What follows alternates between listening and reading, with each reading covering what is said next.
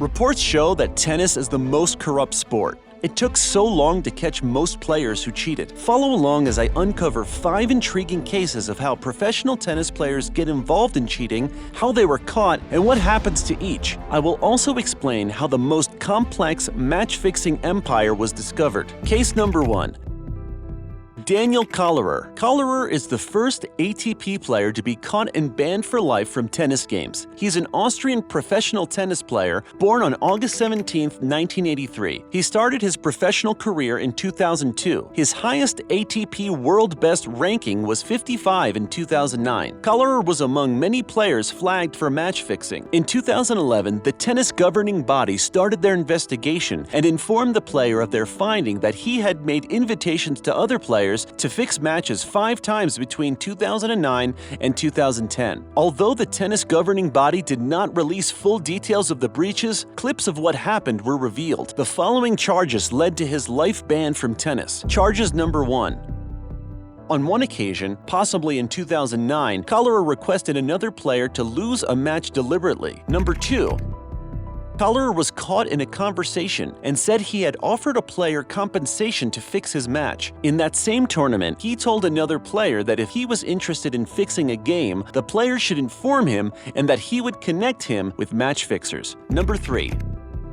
The Austrian professional tennis player asked his fellow player if he was interested in making more money through a combination of tennis bets that would not affect his world ranking. In the 4th charge, Kollerer contacted a tennis player and offered him approximately 10,000 euros to lose his match. And number 5, Daniel Kollerer also made another contact with a player and offered him approximately 10,000 euros for the player to lose his match against another player. On May 31, 2011, the anti-corruption hearing officer ruled against Kollerer. He was permanently ineligible to participate in any event organized or sanctioned by the governing bodies, which required him to pay a fine of $100,000. In an interview with BuzzFeed News, he spoke about 16 players who have been reported to the tennis authorities yet to be investigated, and Kollerer denied all of his charges. Who else did the ITIA turn attention to? The second case of players who got caught cheating is a wildfire involving 7 professional tennis players. After Kollerer's case, the International Tennis Integrity Agency, ITIA, announced the suspension of 7 Belgian tennis players as part of a match-fixing investigation. All 7 players were joined by a match-fixing syndicate under the leadership of Grigor Sargsyan. This announcement was released after Grigor Sargsyan was sentenced by ITIA to 5 years of imprisonment. The suspended players are Alec Whitmere, Arnaud Gras, Julian Debale, Romain Barbosa, Maxime Otham, Omar Salman, and Arthur de Greef. Arthur de Greef was the highest-ranking player among all 7 players. He reached his maximum ATP World Best ranking of 113 in 2017. Following the Grigor Sargsyan investigation and ban, de Greef was interviewed by the detective and admitted to 9 match-fixing breaches. He was suspended for 3 years and 9 months and fined $45,000. Grigor Sargsyan was known to be the man who built the biggest match-fixing empire in tennis. His empire did not end in Belgium but spread to other continents. Other tennis players, Karim Hassam and his brother Yosef Hassam, were linked with the popular match-fixer Sargsyan. Both brothers were also caught match-fixing outside Belgium. That takes my discovery to the 3rd case of tennis players who got caught cheating. Karim Hassam's case started when 2 former British police detectives representing the Tennis Integrity Unit investigated Karim for match fixing. What made the 2 police officers single out the young Egyptian tennis player as a match-fixing suspect? It all started when Karim was preparing for a match in Sharm el-Sheikh, when a player he was not familiar with came to him and asked him, "Do you want to lose this match and get $1,000? That same player had previously offered a match-fixing plan just for Karim to lose the first set of his match for the same $1,000. This was a big temptation because his opponent was a bigger player with a world ranking of 9, and Karim Hassam was in the 300th position. Hassam could not resist that offer because it didn't matter if he won or not. After losing the match, he went to a local bank to cash his money. That was the start of the young star's downfall for just a mere $1,000. According to tennis law, a single match-fixing offense is punishable by the tennis authority with a lifetime ban from tennis. Although he told his father father about it, saying that he did it to help finance his professional career. He vowed never to do it again. Despite that, he found himself deep into match fixing, becoming a middleman between players and gamblers. He earns about $200 per matches he fixes, and they are matches played in Egypt, Tunisia, and Nigeria. He continued fixing matches until June 2017, when the tennis anti-corruption authorities caught Karim fixing matches. He was interrogated by the investigator, and he agreed that he fixed matches and narrated how he was drawn into it. Immediately after the interrogation with the police, he wrote to his brother, who is also a tennis player, that he got caught by the police and forgot to delete his match-fixing messages. Some days after the interview, he was provisionally suspended from playing matches. His statement to his fellow players that he would bet even more after the ban worsened the restrictions placed on him as a junior coach only. In July 2018, Karim Hassam was given a final verdict of a lifetime ban from tennis. After Karim Hassam was given a life ban, attention shifted to his younger brother Yusuf Hassam, to whom Karim sent a message when he said, "They caught me in my room, bro, and I was stupid. I didn't delete some things." That message prompted the police to commence an investigation into Karim's younger brother Yusuf. That leads to my fourth match-fixing case. Yusuf's alleged offenses occurred between 2015 and 2019. According to the TIU, he was found guilty of 8 match-fixing cases, 6 cases of facilitating gambling, 3 failures to report corrupt approaches, 2 cases of soliciting other players not to use their best efforts, and 2 failures to cooperate with a TIU investigation. The independent anti-corruption hearing officer Jane Mulcahy gave her verdict, issuing a life ban on Yusuf Hassam. He can no longer compete in or attend any sanctioned tennis event organized by the governing bodies of sport, effective May 2019. The fifth and one of the most recent cases of a player caught cheating in tennis sport is Hugo Gaston. His cheating was blatant and the fans noticed it right on the court. Hugo Gaston is a French tennis player who got caught cheating in a tennis game. This happened at the Madrid Open on April 28, 2023. His opponent is a Croatian player named Borna Coric, with a current ATP World Best ranking of 31. Coric was a point away from taking the set when Gaston lobbed the ball up during a return swing, took a ball out of pocket, and dropped it to the ground while the ball was still in the air. He then pointed at it in an attempt to get a do-over. This was Gaston's 4th unsportsmanlike conduct violation in a single season. The ATP Tour body fined him $155,000. This amount was more than all he had made in the entire season, which was around $120,000. Gaston appealed for the fine to be reduced, and it was reduced to $77,500. More match-fixing cases are currently under investigation. Some might be caught, while others might get away with it. As in Nikolai Davydenko's case, which was not caught due to the detectives' lack of concrete evidence. All the suspected cheating cases discovered so far are related to individual players and private groups spearheading them. What do you think? Can the tennis governing body put an end to match-fixing? What can be done to clear the sport's bad reputation? Let me know your thoughts in the comments below. If you like more tennis insights, be sure to check out this video. Thank you, and until next time.